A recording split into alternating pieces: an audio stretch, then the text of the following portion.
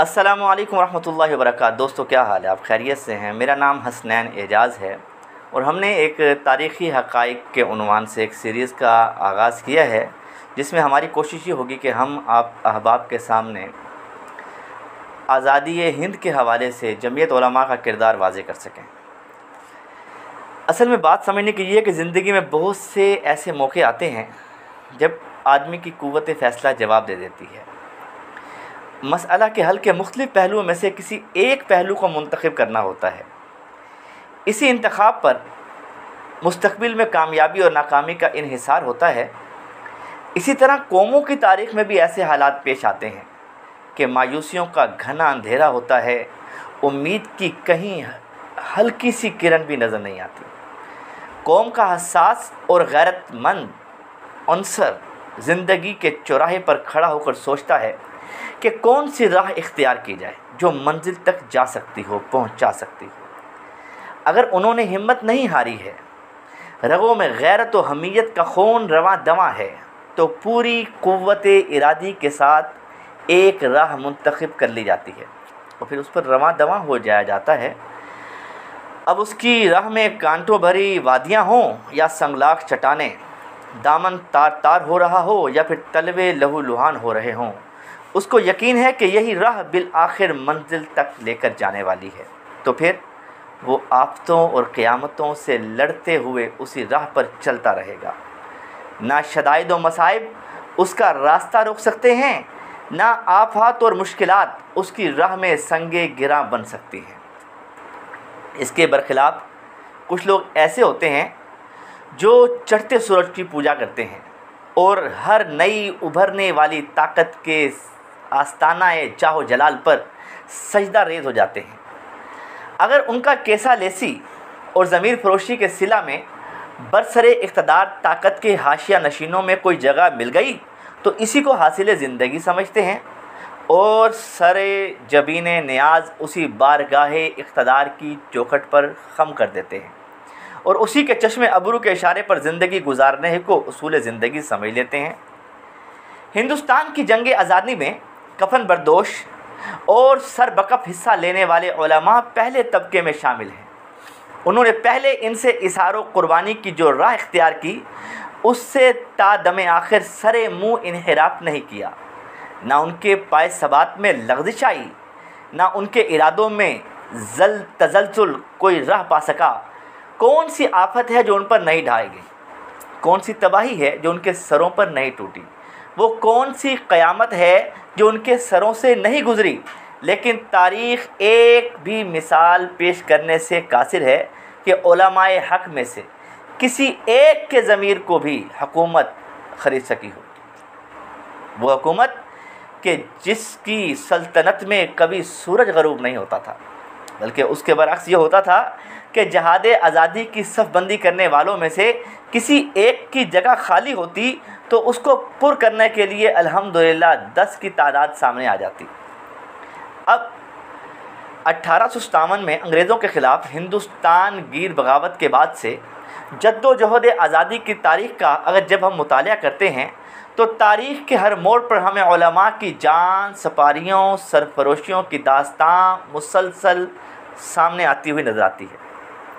हज़रात गिरामी, सल्तनत मुग़लिया के आखिरी ताजदार बहादुर शाह ज़फ़र को जब लाल किला से पाबजोला रंगून किला रवाना किया गया और लाल किला की फसील से सल्तनत मुग़लिया का परचम उतारकर यूनियन जैक का परचम लहरा दिया गया, तो मुल्क को वतन को गैर मुअय्यद मुद्दत के लिए ग़ुलाम बनाए रखने की आखिरी कार्रवाई भी ख़त्म हो गई। वही तारीख़ उलमाए आज़ादी की जद्दोजहद की इब्तदा बन गई, उसका नुक्ता आगाज़ बन गई। कुदरती तौर पर ऐसे अरबाब इख्तियार, ऐसे अरबाब ज़ौक़ फराहम होते गए कि अगर वो मैदान में ना आते तो मुग़लिया सल्तनत की तबाही और बर्बादी के साथ साथ उनके मज़हब, उनकी तहज़ीब, बल्कि उनका कौमी वजूद ही मिट न जाता, बल्कि ख़ुद उनका वजूद एक बेगैरत तो बेहमीयत कौम के अफराद की तरह हमेशा हमेशा के लिए फ़ना हो जाता।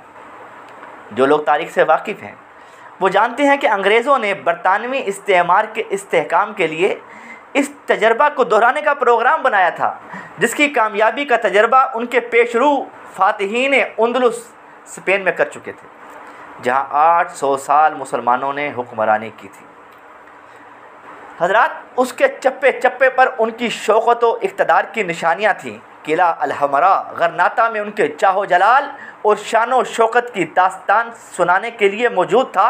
लेकिन जब ईसाइयों ने अंदलुस के आखिरी फरमा रवा अबू अब्दुल्ला को जिला वतन किया, तो उन्होंने अंदलुस में अपने इक़्तिदार को मुस्तहकम करने के लिए ज़रूरी समझा कि ताकत के बलबूते पर पूरे स्पेन को ईसाइयत की जंजीर में जकड़ दिया जाए। हज़रात मोहतरम, मजहबी यकसानियत ही वो जादू है जो इस्लामी तहज़ीब व तमद्दुन की कब्र पर फातिहा खानी के फ़राइज़ अच्छी तरह अंजाम दे सकता है। फिर बगावत या आज़ादी की जंग का ख़तरा हमेशा हमेशा के लिए अपनी मौत आप मर जाएगा। आज भी यही काम हो रहा है कि हमारी तहज़ीब व तमद्दुन की फातिहा खानी की जा रही है, ताकि हमारे अंदर जो आज़ादी के जरासीम हैं, बगावत के जरासीम हैं, वो अपने आप खुद मर जाएं। बहरहाल, फातिहीन अंदलुस ने इस प्रोग्राम पर जिस तरह अमल किया, तारीख़ ये खूनी दास्तान आज भी सुना रही है। वो दिन है और आज का दिन कि फिर अंदलुस की वादियों में नगमाए आज़ान गूंज नहीं सका। अंदलुस पर कब्ज़ा करने के बाद चार्ल्स ने कहा था कि उम्मत मुहम्मदिया की तबाही से खुदा की बादशाहत बढ़ेगी, और अगर मुल्क में एक ही मज़हब होगा तो अमन व अमान होगा, यानी ईसाइयत।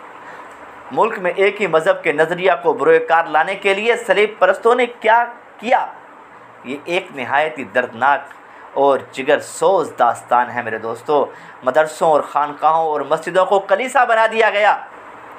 मुसलमानों को मजबूर किया गया कि वो ईसाइयत को कबूल कर लें। जिन्होंने इससे इनकार किया, भेड़ बकरी की तरह ज़िबा कर दिए गए। उनको उनके घरों में बंद करके आग लगा दी गई, या बड़ा रहम किया तो सरज़मीन अंदलुस से बाहर निकाल दिया गया।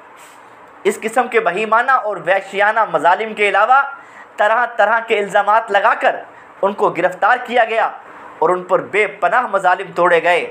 उन पर जासूसी का इल्ज़ाम लगाया गया, उनके असलहे ज़ब्त कर लिए गए, उनको जायदादों से महरूम कर दिया गया, मुलाजिमतों से निकाल दिया गया, उन पर भारी भारी जुर्माने आयद कर दिए गए, उनका सियासी और माशी बाइकाट किया गया, अरबी ज़ुबान तर्क करने पर मजबूर किया गया, इस्लामी लिबास इख्तियार करने पर सज़ा दी गई, तअस्सुब की वजह से शहरों के नाम बदल दिए गए, मुसलमानों के बच्चों को चोरी करके, जी हाँ चोरी करके, उनको अगवा करके मिशनरी स्कूलों में दाखिल किया गया, मस्जिदों और मदरसों की तामीर पर पाबंदी आयद कर दी गई। बाज़ शहरों की पूरी आबादी को या तो कत्ल कर दिया गया, या ज़िंदा जला दिया गया, या ग़ुलाम बना लिया गया। हज़ारों की तादाद में एक जगह बिठाकर संगीनों की नोक पर जबरी बपतिस्मा किया गया, उन्हें ईसाई बना दिया गया। अगर मुसलमान औरतों और बच्चों ने मस्जिदों में बना ली तो उन मस्जिदों को बारूद से उड़ा दिया गया। गज़े के पूरे अंदलुस को ईसाई बनाने के लिए जितनी भी वो वहशत और बर्बरियत इख्तियार कर सकते थे और जो हरबा भी कारामद हो सकता था, हर एक को इस्तेमाल किया गया। ऐसे ही तो अंदलुस और स्पेन पर कब्जा नहीं किया गया, तहज़ीब और तमद्दुन और सकाफ़त को तबाह कर दिया गया। इब्तदा में हिंदुस्तान में भी अंग्रेज़ों की यही पॉलिसी रही और यही ख्वाब वो भी देख रहे थे। लॉर्ड मैकाले ने कहा था कि हमें एक ऐसी जमात तैयार करनी चाहिए जो हम में और हमारी करोड़ों रियाया के दरमियान मुतरजम का काम दे, और ये जमात ऐसी होनी चाहिए जो रंग व खून में तो हिंदुस्तानी हो मगर ज़ौक़, राय, अल्फाज और समझ के लिहाज से वो अंग्रेज़ हो।